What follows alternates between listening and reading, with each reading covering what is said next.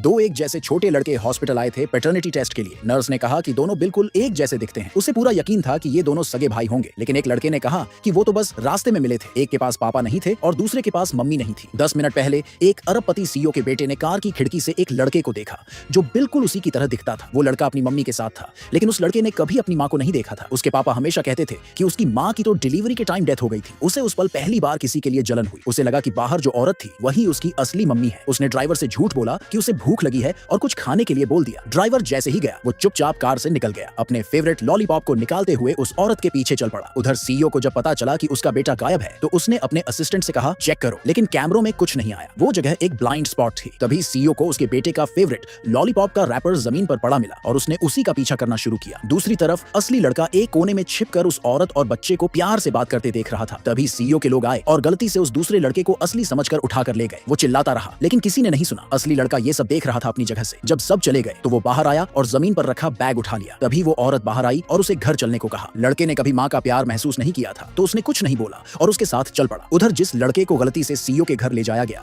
उसे फिर से भागने से रोकने के लिए बटलर ने उसे गोद में उठाकर कसकर पकड़ लिया, लेकिन वो लड़का लगातार छटपटाता रहा। बार बार कहता रहा कि वो उनका यंग मास्टर नहीं है, लेकिन बटलर को लगा वो बस नाटक कर रहा है तो उसने उसकी बात पर ध्यान नहीं दिया। जैसे ही वो लोग लिविंग रूम में पहुंचे, लड़के ने सीईओ को देखा और गौर किया कि दोनों में थोड़ी रिजेंबलेंस है। वो बिना सोचे समझे उसकी तरफ इशारा कर बैठा, लेकिन उसे डांट दिया गया कि बदतमीजी मत करो। लड़का गुस्सा हो गया और पूछा कि उसे किडनैप क्यों किया गया। उसने तो यहाँ तक कह दिया कि वो पुलिस को बुला लेगा और सब पर चाइल्ड ट्रैफिकिंग का केस कर देगा। सीईओ गुस्से में आने ही वाला था कि बटलर ने जल्दी से उसका मुंह बंद कर दिया, लेकिन कोई फायदा नहीं हुआ। लड़के को एक रूम में बंद कर दिया गया। वहां उसने एक फोटो देखी और उसमें जो लड़का था वो बिल्कुल उसी की तरह दिखता था। स्मार्ट लड़के को तुरंत समझ आ गया कि उन लोगों ने गलत लड़के को उठा लिया है। उधर असली यंग मास्टर डाइनिंग टेबल पर बैठा मस्ती से खाना खा रहा था और उस औरत के प्यार भरे माहौल को एंजॉय कर रहा था। वहीं लॉक्ड लड़का एक एस्केप प्लान सोचने लगा। उसने भाग दौड़ शुरू कर दी ताकि बॉडी टेम्परेचर बढ़ जाए और वो पूरा पसीने में भीग गया। फिर उसने जानबूझकर शोर मचाया जिससे बटलर को लगा कि शायद उसे फीवर हो गया है। उसने तुरंत उसे उठाया और हॉस्पिटल ले जाने का अरेंजमेंट किया। हॉस्पिटल पहुंचते ही लड़के ने मौका देखकर नर्स से हेल्प मांगी।